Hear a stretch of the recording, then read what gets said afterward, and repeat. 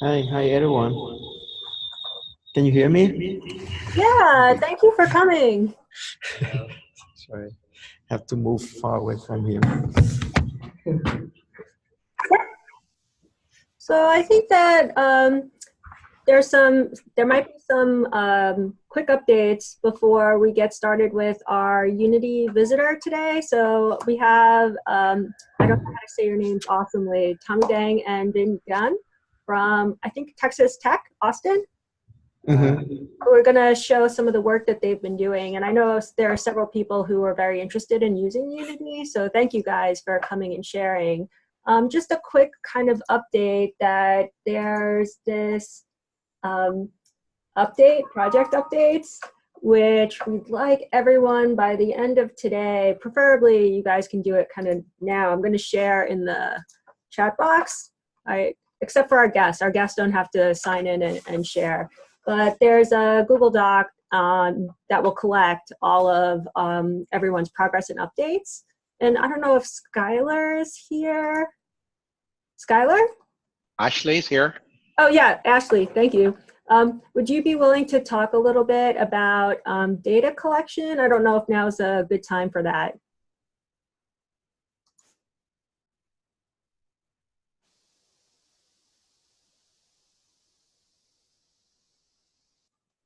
Or maybe JP, if you want to talk a little bit about the stage 3 data collection.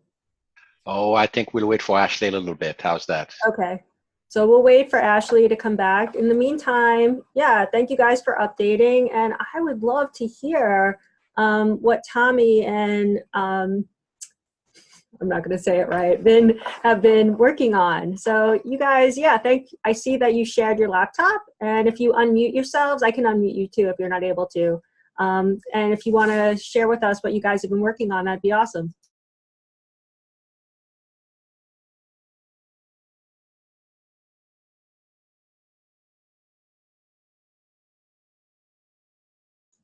I don't hear you yet. Let me unmute myself. I have to go away from Vin. Yes. How about now? Can you hear me? Yeah. Right. Let me move it here. I can use my microphone. Yeah, can you mute yours? Yes. When it's your turn, you can say. Okay, you can see Vin in the back. My name is Tommy Dang. I'm an assistant professor here at Texas Tech University. This is my second year, and my research interest is in data visualization, visual analytics, and recently, in the past 2 years, I have been working on virtual reality as well. So I'm really interested in 3D modeling, augmented reality, and virtual reality. So recently we got an invitation to give a talk about how to set up the virtual environment in Unity. This is connected to a project that we are working on with the people in civil engineering to build the underground model. Okay, so I'm going to give Vin a chance to speak himself and give a quick introduction about the project that he's working on. Go ahead. Hi everyone, can you see my screen? Yes. Okay, so my main topic today is about virtual reality and augmented reality in education. And in my talk, we will our topic of the talk today we have like 4 contents. So the problem statement, the study design, lesson learned, and the conclusion. And for the problem statement, we have 2 research questions that we are going to answer, not just in a short term, but in the long term. So the first question is how to help students raise awareness of their environment. And the second question is how to motivate students and VR and AR through self-learning. So to answer the first questions, as you know, one of my paper in setting up virtual reality in Unity. Um, so that's the question of how to raise the awareness of students about their environment. Um, the main purpose of this paper is about reconstructing the environment, and then using the VR and AR application to help students learn about the surrounding environment. And in order to do that, we create a VR and AR application. Actually, the student will go around their environment, for example, around their university or colleges, and pointing the camera at some places to collect some objects. For example, in the watershed area, they might collect some trees, some animals, some horse, and after collecting all the data that's necessary, they can go to virtual reality environment and use as model to reconstruct the city or the building they wanted to build, and they play a game on that environment. And in that game, the idea in that game is that when one student they play a game, they will make an effect on the other student as well. For example, if they produce a lot of waste and put it in water, and the water quality will be affected by another student's environment. For the virtual reality, for the virtual reality part to construct the environment, I'm not. Well, I would like to talk about the augmented reality first.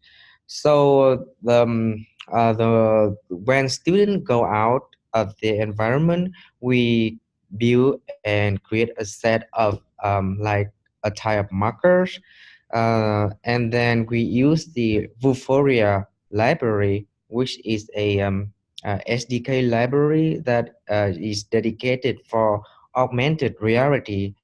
So basically, when we take a picture of a trees or a model, and then we upload the picture to the Vuforia engine or through the Vuforia website, and then this picture will and the feature of this picture will be extracted, and then we overlay the model on top of the markers, so that student can so the student can by like touching on the screen, the student can collect the model that they wanted.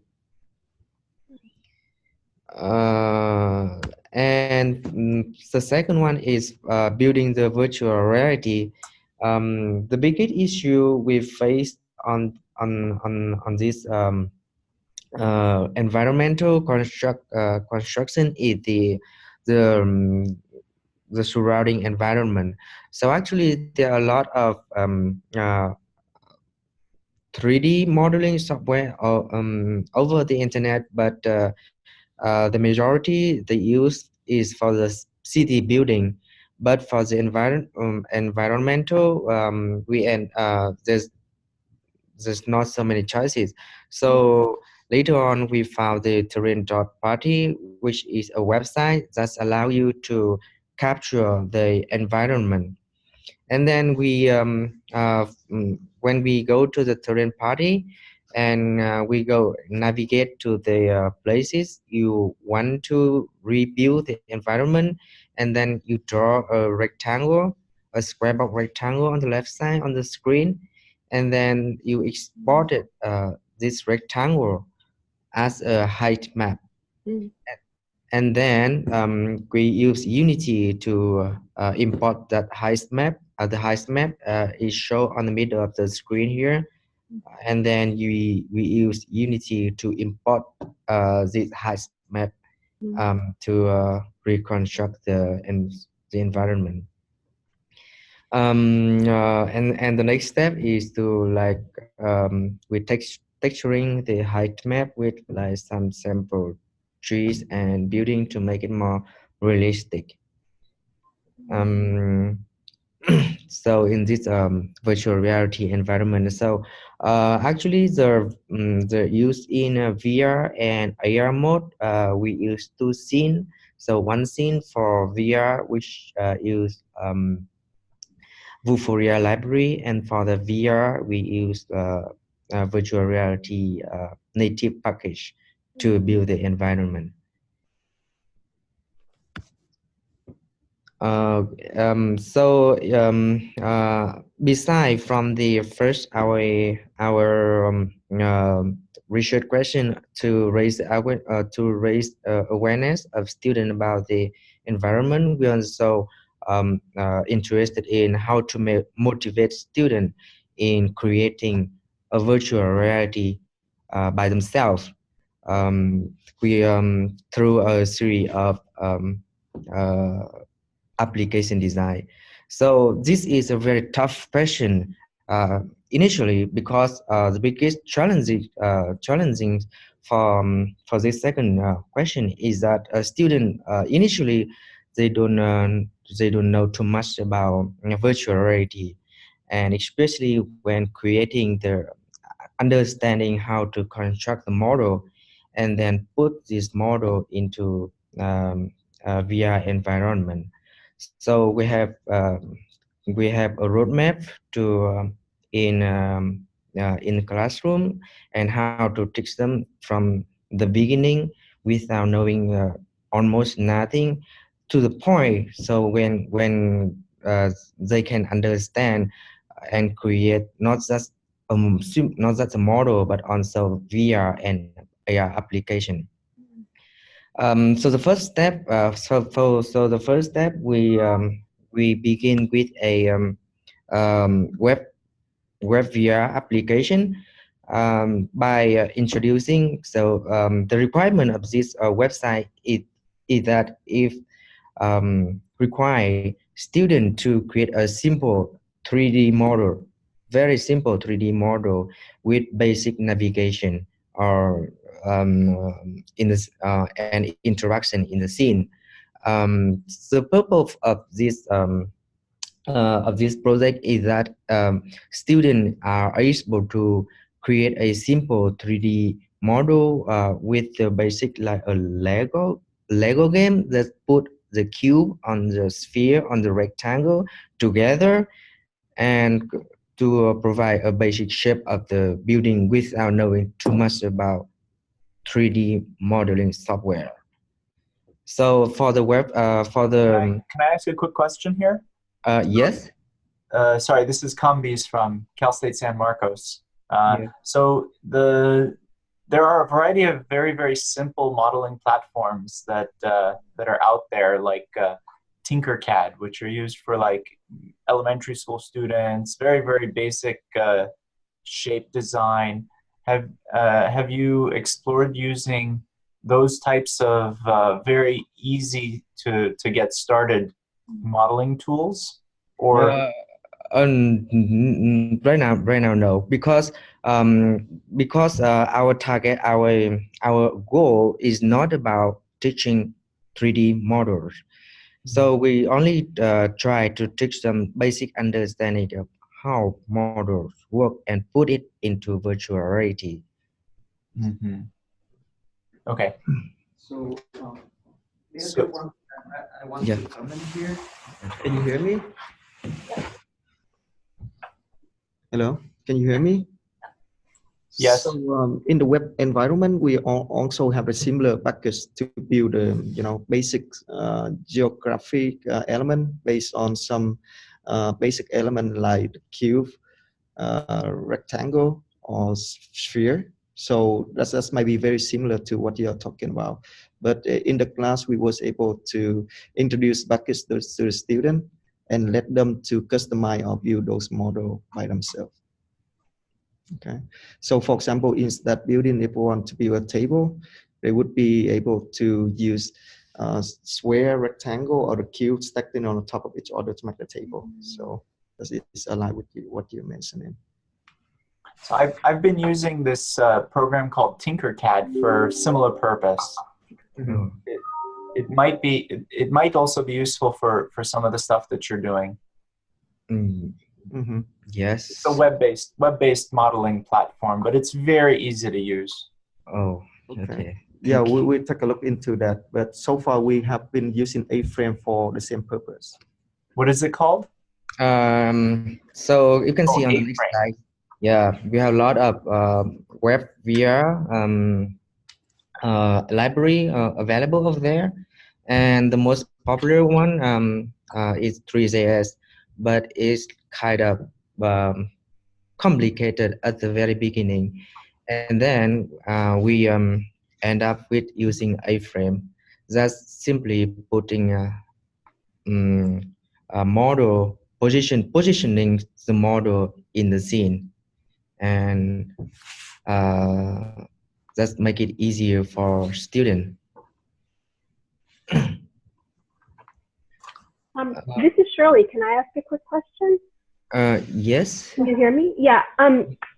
Is this did you use this A-frame because you couldn't find something in Unity? You know how Unity has all these assets that you can purchase, you know, or that you can just get.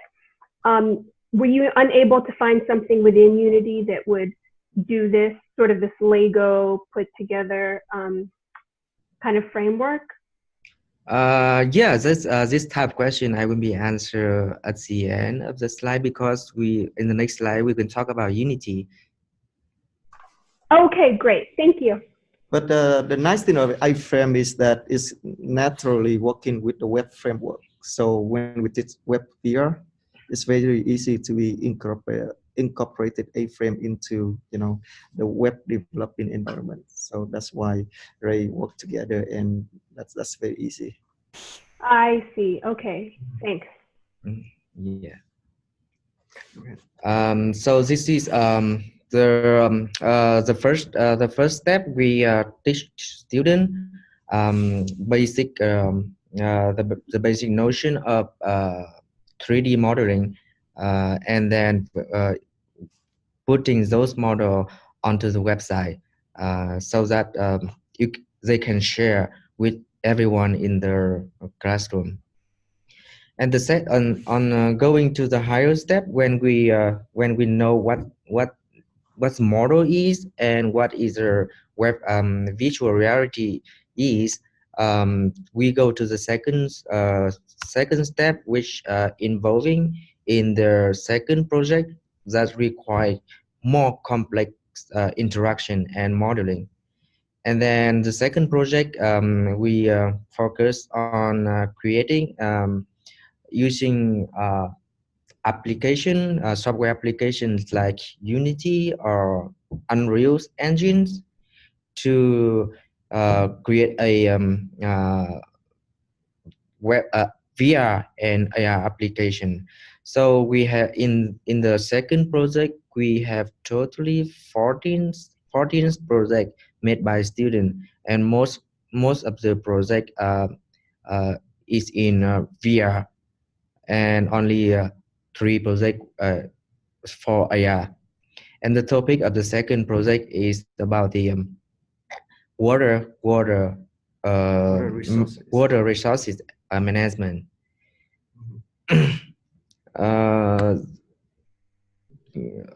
We actually I create a video that combine on the demo of the student work into a single video here. I think it might take some time to. You can run the video here if you want. So the video is going to summarize, the main idea of the student project. So the student will put together in 14 different projects. It has like 3 or 4 students in each project. All of them are related to water resources. So they target the same problem from different angle. And so the first one, hello everybody, my name is Derek and my partner is Joel. Okay, and this is our short demonstration of our VR Project 2. Here can we you have hear our something? start menu, which is fully compatible with VR controls. You can click play to begin the demonstration or quit to exit the game.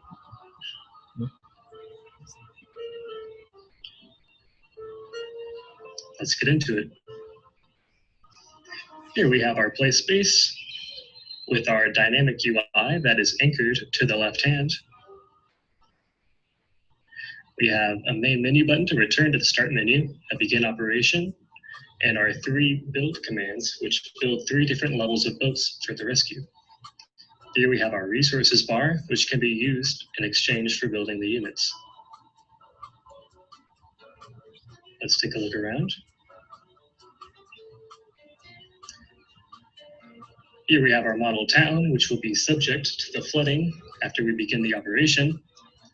Controls consist of the left touch controller, which allows us to move horizontally as well as vertically by pressing the 2 face buttons and rotating either via the head-mounted device or the right touch controller. We have various red balls placed around the town on the buildings that simulate civilians in need of rescue. We just began the operation, so pretty soon the flooding will trigger.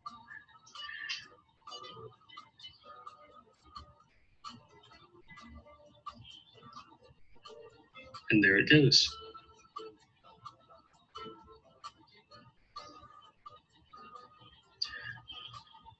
Once the flooding has begun, we can start by building one of our rescue units in exchange for resources.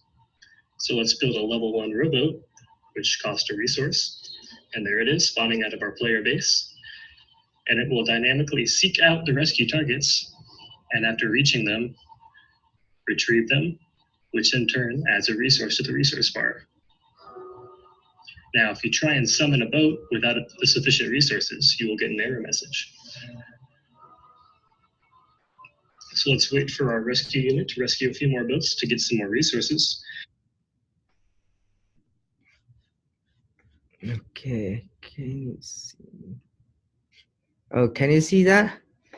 So we only play a few minutes to demonstrate our student work project, and you can find like a lot more on our website, like On the so class website. yeah, and on the class website where students like describe the detail of each project and what it means to in terms of learning and raising the awareness of the environment. And then we also have a another the application to go further about the rescuing process in the environment. We create another application names via rescuer to train to train students to practice how to rescue people when there a flood or storming coming in a given area by looking at the intelligent agent going to rescue like people. For the lesson learned of this project, the bright side of this project is that from the majority of students at first they didn't know too much about virtual reality, and in the end they know how the basic element notion of the 3D modeling, how to construct a very simple model, and how to import or get free 3D model on the internet and incorporate into the web VR or into the Unity to work it in a much better way. And at the end they was able to create an application in web VR and in Unity. But after like 5 months of running the class, we also have some lesson learned that we get from the student in terms of both WebVR and Unity. So the first problem is the collaboration. When engaging multiple students working in the same project, initially when they share the coding or documentation, they use Google Drive or OneDrive, and later on they use GitHub to commit and share their work. But as time goes on, when they import a model with a really big size, for example, the file size is greater than 50 megabytes, so GitHub does not allow them to upload that model, and then they have to use Unity collaboration functionality, so they can write code, add model, or share some work without having difficulty. The second problem is API Unity API version incapability. This problem happen actually happen a lot when, because sometimes Unity get updated. So some students, they use like old laptop, or they did not upgrade their API, so that they do not work together. And this problem is kind of easily can be seen prior before the coding, but the second problem with the incompatibility is the target devices. For example, when they deploy the application on iPhone or on iPad, and then suddenly, if they upgrade the iPhone or iPad to a newer version, and the new version does not like legacy compatible with the system, so they turn to black screen, and there's no way to downgrade the iPhone iOS or iPad iOS, so it's become dead application.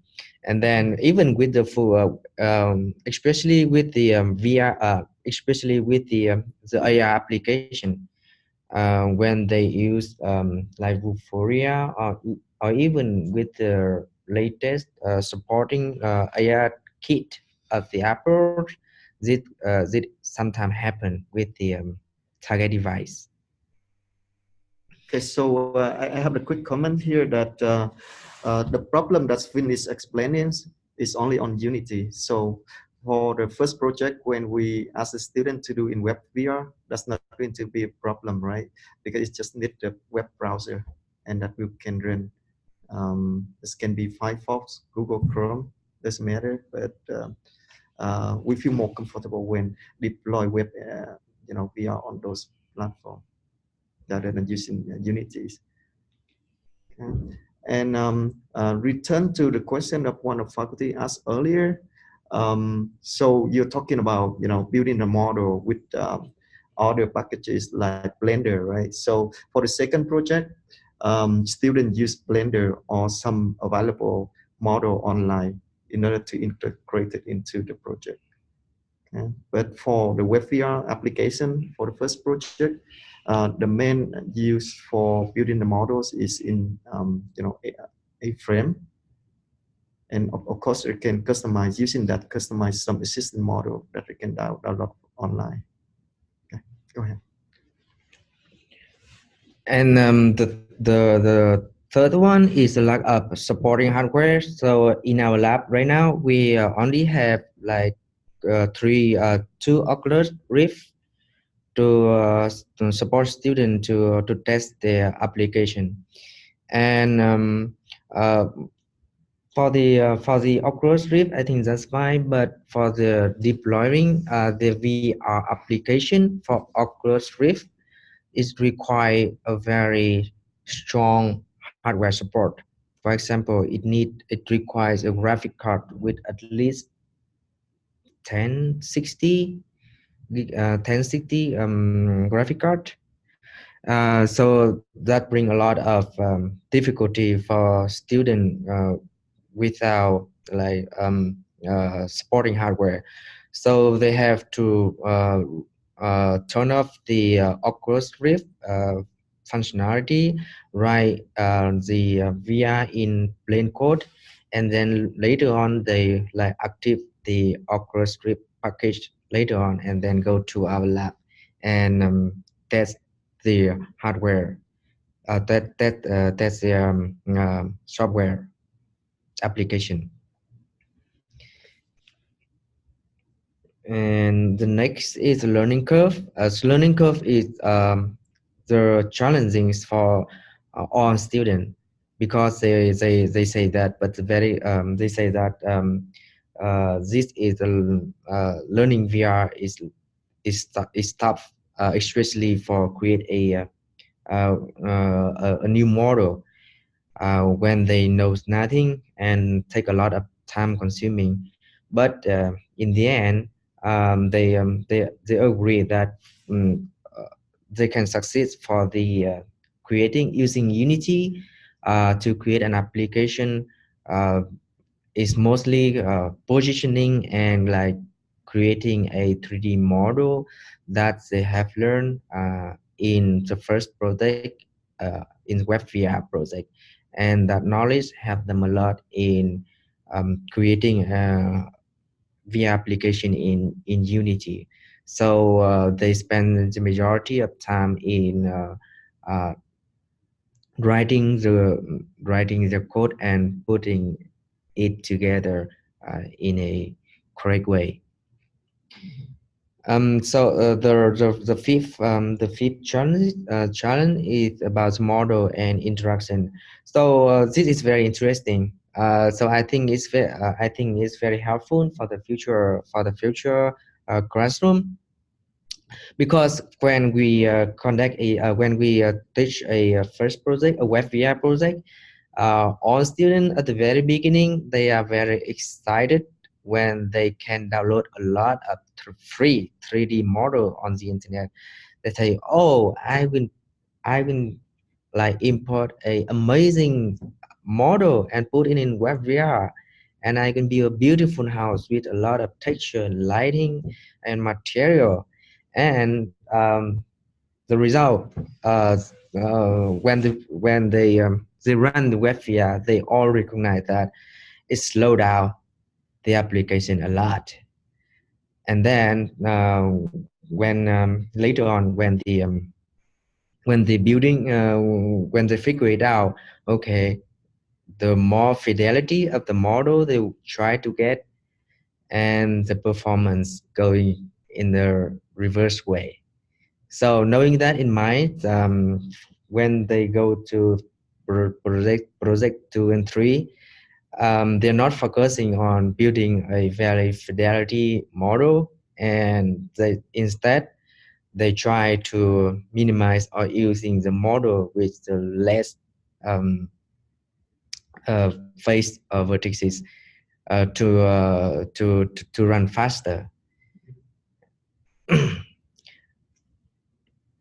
And is there any question to this point? No. Yeah, I'm curious.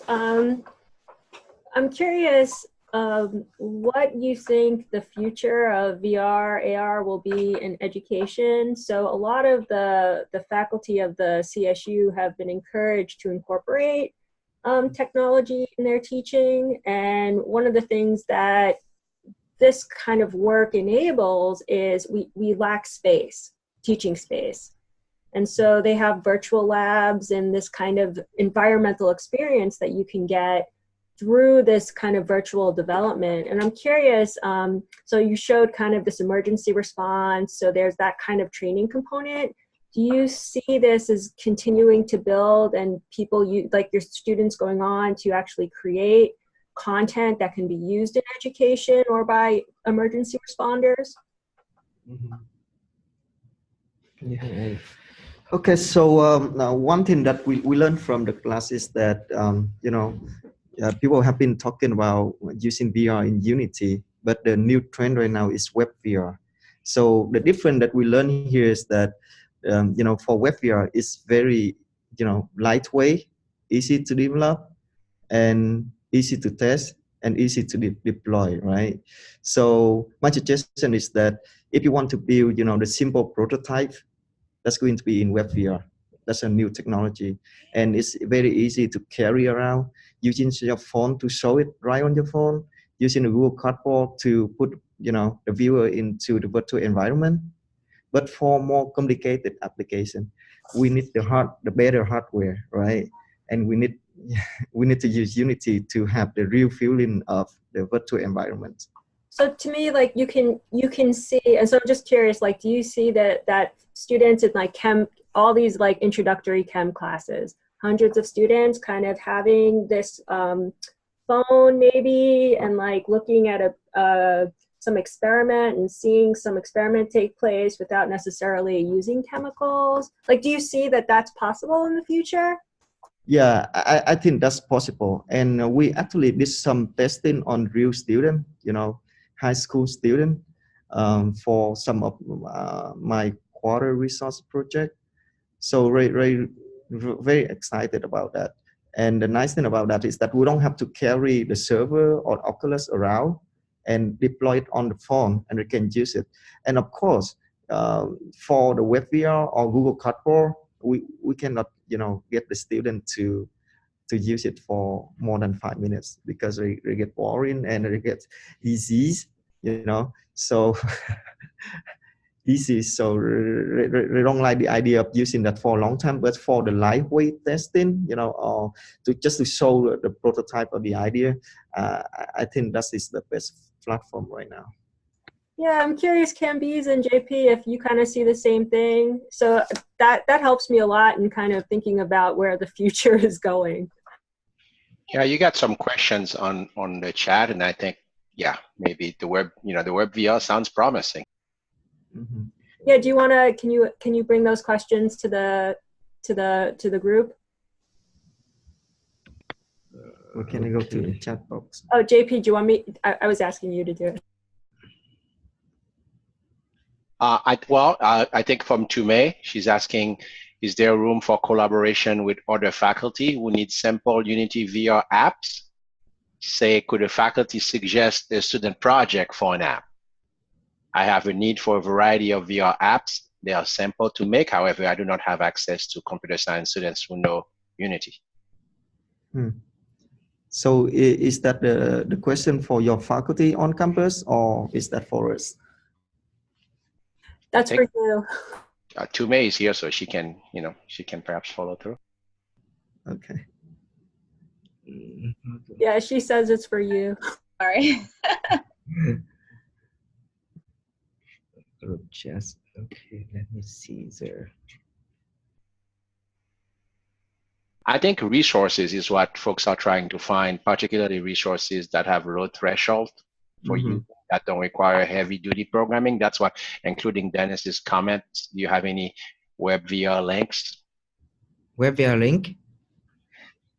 Things that could help people create, web VR? Oh.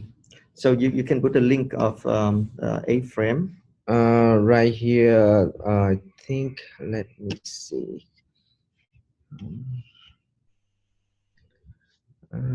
So when we did the first project in WebVR, I was actually surprised by how fast the people can learn and build a WebVR application, right?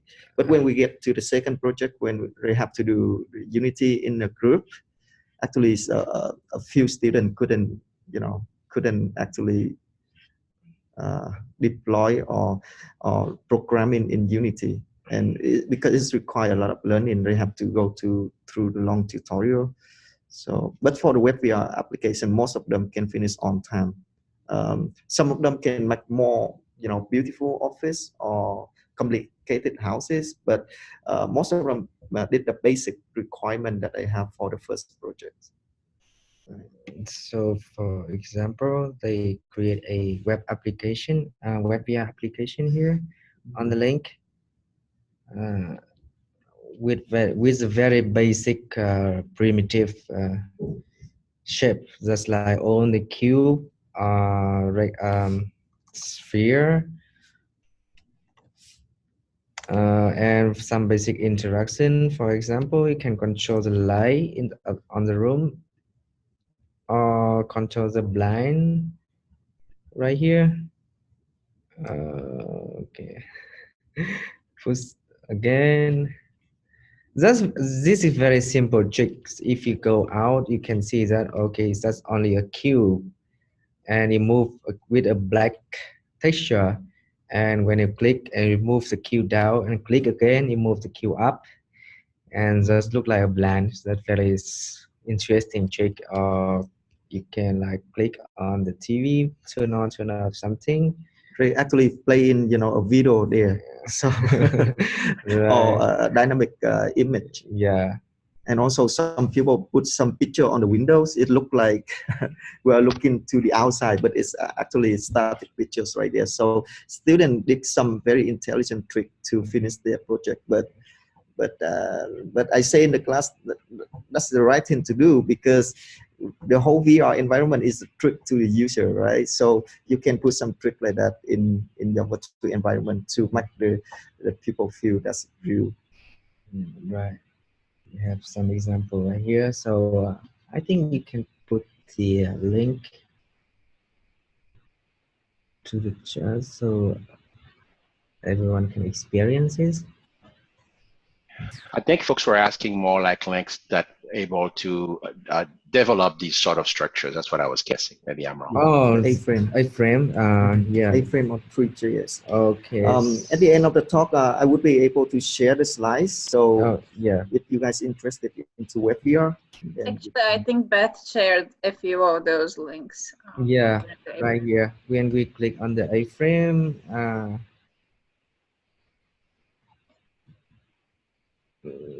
this one.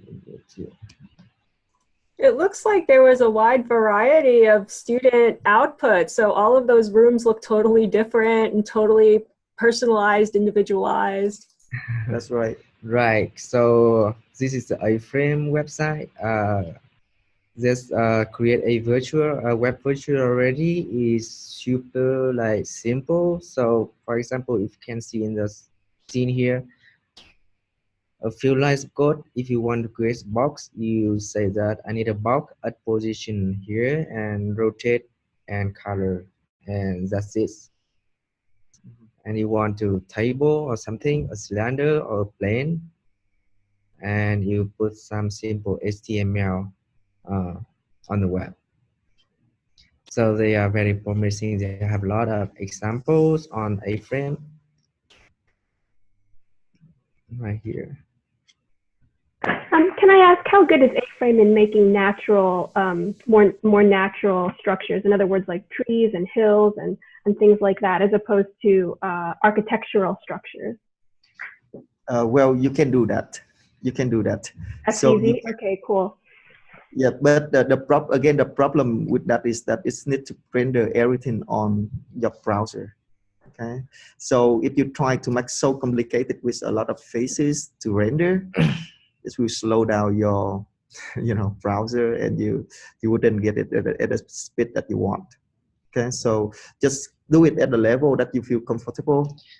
Yeah, I want to add one more. Actually, A-frame or WebVR is it's used JavaScript and use WebGL, and basically A-frame is like a more high level abstract level. So you write less coding with the same result, and at the same time it also has a functionality to import model. You can create a model in 3D software and 3D software and then import it into A-frame. It won't work. So, but for the web VR in the future, if they now have a new new type of 3D model. I don't know if you know the GLTF extension that is dedicated for web VR, lightweight. And if you use existing like Corona or FPX, that's really heavy. Mm-hmm. Mm-hmm. Mm-hmm. So some experiences that some of the students make a really nice house, but when they do the presentation, they cannot show anything. So you don't want to make that happen in your case. Okay.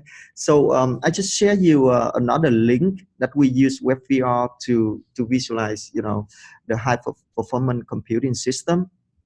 So Vin, can you click on that? And so he was able to develop this application in only a few days. It's actually based on our 2D interface, but it's really quick to put it into the 3D environment. So we have the different controller here to select, like if you want to visualize the temperatures of the system, or if you want to see the fence bits of those CPU. So you have 10 different rack with 100 of hosts there. Or if you want to see the power consumption, you would be able to see this in real time. So we was able to retrieve the system in real time, and he did that in a few days. And I carry this application around on my phone yesterday at a supercomputing conference, and show everyone. So if you want to see the VR environment, you can see it right there, right? So it's very convenient. And if you can imagine, if we have to do that in Unity, so you have to print the entire server and Oculus. So, you know, lightweight, easy to show to people. That is my recommendation for WebVR. But the limitation again is on the memory or the computing power of your browser. So you have to know that it's just only for prototyping and quickly show your idea of what you're working on. Okay. So more complicated scientific application is have to be rendered on Unity and with, you know, the hardware supported.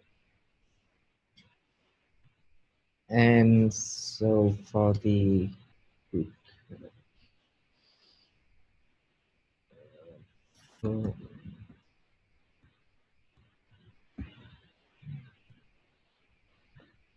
and right now we are currently working on a soil project that we try to apply AR to the soil environment.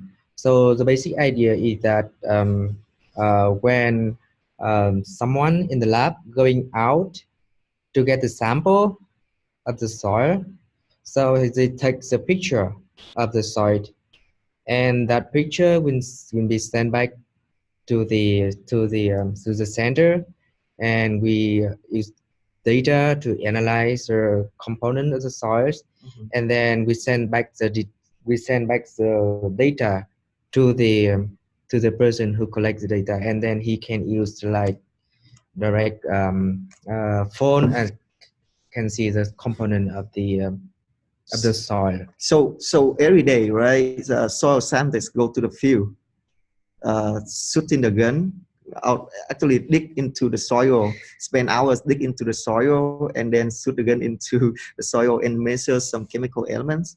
What happened right now is that they collect and save it on USB, go back home, and then open the computer using some commercial package and try to put it in the way that the visualization that you really want. And if they realize that they make a mistake, probably they don't have opportunity to come back there, right? To come back there to remeasure what's going on. So now the idea of this project is that we combine everything together in one step. So when they shoot the gun, they would be able to measure the data, and the visualization will, you know, we overlay the AR interface on top of what we're measuring, because the data would be sent onto the cloud and go back to your phone. And on the phone, you can visualize this right when you're measuring. So if you make a mistake right there, the application would be able to highlight, hey, you didn't shoot into the right position. Maybe you shoot into the rock, a small, tiny rock that doesn't contain the chemicals that you want to measure. So in this case, you know, you can do it in a very small different position. So that can save them a lot of time in terms of making a mistake when they're measuring those soil content. Yeah. So it's just a quick way to show another application of AR here. Okay, and I think that is the last slide that we have. So if you have any question for any other slides that we present earlier, then just let us know, and we try our best to answer your questions. So I have another question here from Charlie Jap. The question is, in response to two main questions, I have been developing quite a bit of Unity, and I would say you don't really need the student to know how to develop Unity. The programming language used in Unity is C#, which is very general purpose programming language, quite easy to learn. If one know how to program in a different language, program C, Python, Java, so learning C# is a piece of case. I agree. In other words, it's good general purpose. Programmers should be able to learn Unity programming pretty quickly. However, learning Unity tool is another matter. What seems to like a simple app to some people may not be simple to develop in Unity. Okay, I agree. So that's the entire lesson that we learned here from the previous class, right? The student would be the same programming skill level, but they was able to develop really fast in A-frame or WebVR. But when we get to Unity, they was able to get around, but it's not as the level that they can do, because we also have the time limit for the project, right? Every project is only 1 month. So the learning curve for Unity is much tougher compared to WebVR. So that's what we want to say. Of course, if you allow them to have more time to go through those tutorials and learning about available tool in Unity, they would be able to do that. But for the time limit of 1 month, some students got a lot of troubles right there. Okay. So I want to say A-frame is easy for the lightweight project, but it's not perfect for scientific application. You have to do more complicated modeling. Another comment from Tu Mei is that I agree. I work with Unity for a bit as well, so it's transferable. However, I should properly rephrase. I do not have access to CS students who have motivations with or cost requirement to build VR app. Thank you. Yeah, I think we all want you guys to build some stuff for us. I'm curious with the soil ongoing project, is that X-ray fluorescent gun that they're taking out? That's correct. Okay. So this is a handheld X-ray device. So yeah, go ahead. So you can see that we divide the soil into the grid, right? So we have 10 by 10 or 10 by 13 right here. And what the soil scientist try to do is he's try to shoot the gun into the middle of that cell in order to get the profile of that point. But what happened is that he can shoot into the little rock inside the center of that cell, and that's not the chemical that we try to measure. Okay, so if we was able to overlay, you know, those information, the heat map information on top of what they're doing, and it's collected in, it's represented data in real time, we was able to see, oh, I did something wrong here. Let's redo it right there. Otherwise, he may come back from China and then he cannot take another flight back and do another shoot. Or if he come back another day, the soil profile probably changed after the rain, for example. So it would be different, and that's where I think that it's not just error, but you can actually see the dynamic of the landscape over time. Right, that's correct. Yeah. And an important effect of that is that we can do it in real time, and you know, for a lot of people, they can set 3-day work, and they can have the data right there. So this is really helpful. Are there any other questions?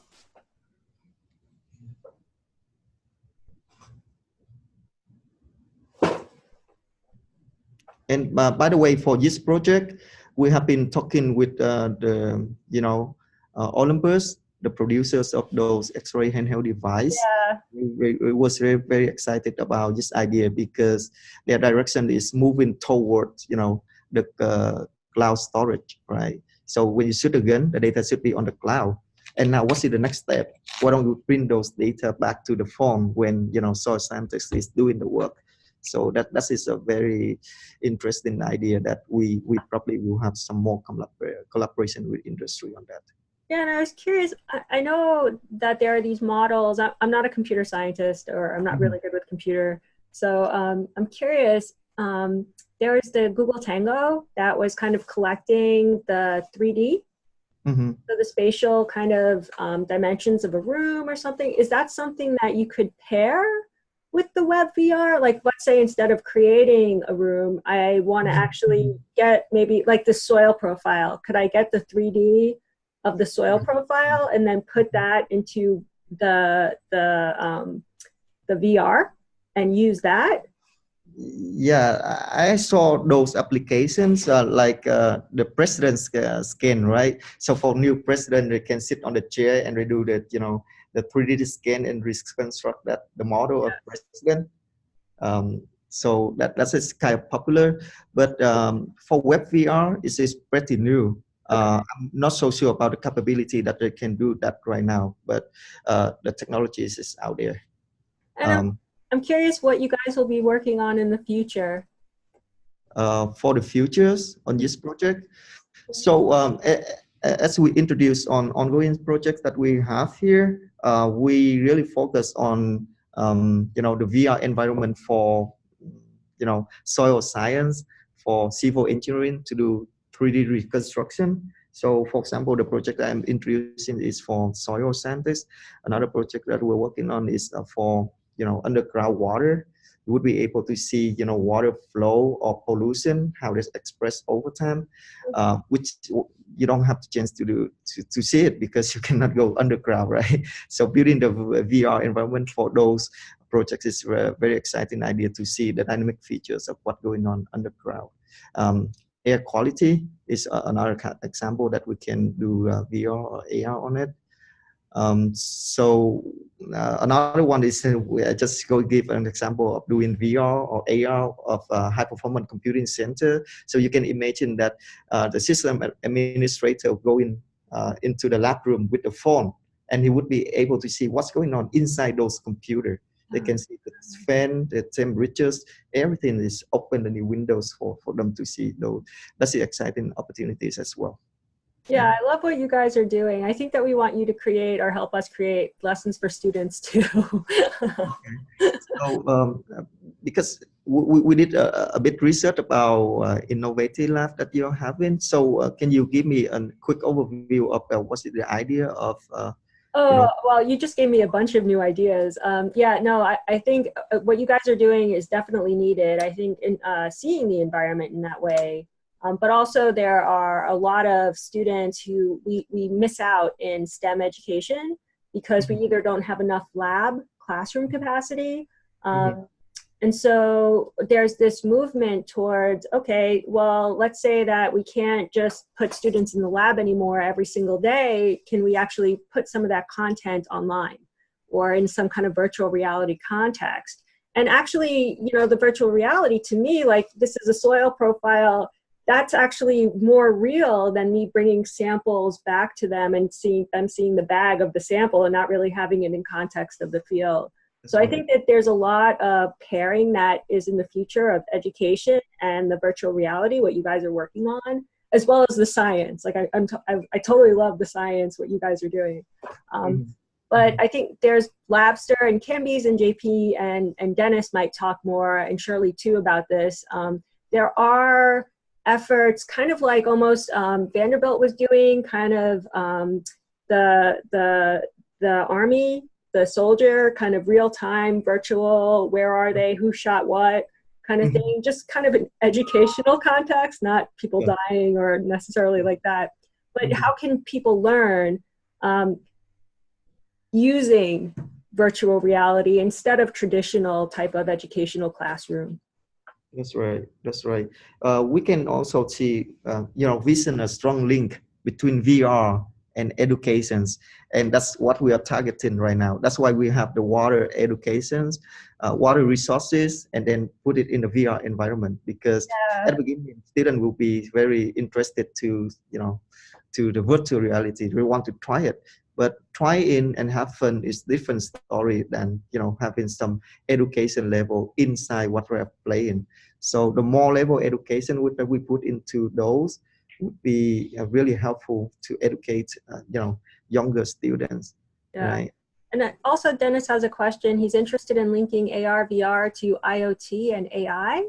How to link VR or AR to microcontroller devices? Do you have any input on that? How to link VR, AR to microcontroller devices. Is that connected to what one of my example earlier about the high performance computing? Can I have Dennis there? Okay. Okay.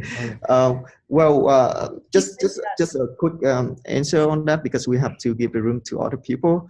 But that aligns very well with the entire idea of VR, right? It's put us to environment that we cannot, you know, physically be there. So to see what going on in the microchip would be something that have to understand what's going on there.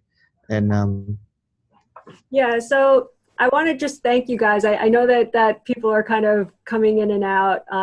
Thank you guys so much for sharing your work. I think there are so many things that it could really help with. So you'll probably be hearing from us again pretty soon. I work with water and soil, so specifically I have a lot of ideas with this. And wow, that's great. this is really awesome. And I think that the CSU and other educational institutions, just education would benefit. I think from hearing kind of what you guys are doing with the computer science, but also how other people can learn in other disciplines maybe benefit. So maybe your students can create kind of educational content. Not to say that that's what you should do, but I think that's a total possibility. This is really great stuff. Thank you again, Vin and Tommy, for sharing your awesome work. And we will probably follow up with you guys and bother you guys to show us some more stuff, cool stuff in the future. Sure, have a good we're looking Thanksgiving. forward to hear from you. Thank you so much. Everyone have a good Thanksgiving. That was awesome. Yeah, you too.